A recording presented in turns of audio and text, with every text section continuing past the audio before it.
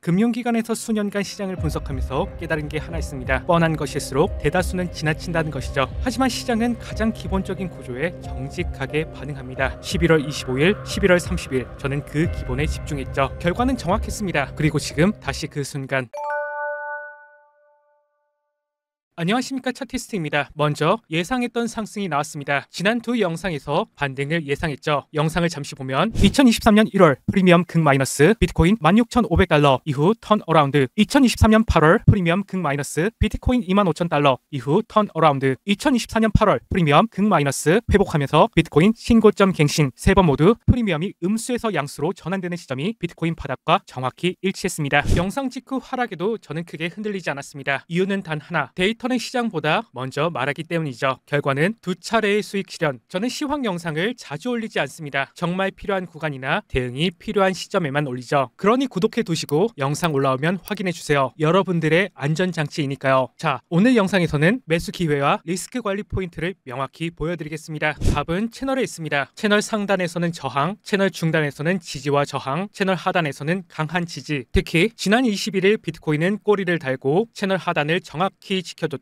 지금은 채널 중단에서 저항을 받는 모습이죠. 이 채널은 현재 비트코인 구조에서 가장 유의미한 가이드 역할을 하고 있습니다. 물론 채널을 그리는 사람은 많아도 이 흐름을 정확하게 해석할 수 있는 사람은 많지 않죠. 그래서 제가 말씀드리고 싶은 건 분명합니다. 이미 유의미한 저점이 나왔고 바닥 테스트를 마치면서 지금 구간은 구조적으로 아래를 더 깰 이유가 없는 자리라는 것이죠. 따라서 저는 반등 구간에 진입했다고 보고 있습니다. 자, 방금 말한 유의미한 저점을 전제로 대부분이 놓치고 있는 핵심을 보여드리겠습니다. 지금부터 집중해 주세요. 두 번째는 RSI입니다. 많은 분들이 RSI를 보면 과매수, 과매도 정도로만 보고 지나가죠. 틀린 말은 아니지만 RSI는 사실 방향이 아니라 의도를 말해줍니다. 즉 가격이 아니라 매수의 흐름을 읽는 지표이죠. 그래서 이 RSI만 따로 볼게요. 여기서 보이는 건 역회된 숄더 패턴, 바닥에서 나타나는 대표적인 반전 신호이죠. 여기서 핵심이 있습니다. 넥라인이 우하향이어야 한다는 거. 왜 우하향할까요? 1, 2, 3, 4, 5 하락파동 종결, 1, 2, 3, 4, 5 상승파동 시작. 즉 하락파동이 마무리가 되고 새로운 상승파동이 시작되면서 생기는 얼리 업트렌드 스트럭처, 쉽게 말하면 상승 초기 신호이죠. 여기서 중요한 차이가 있습니다. 많은 분들은 차트에서 역회된 숄더 패턴을 잘 알고 있죠. 하지만 RSI에서 나타나는 역회된 숄더는 완전히 다릅니다.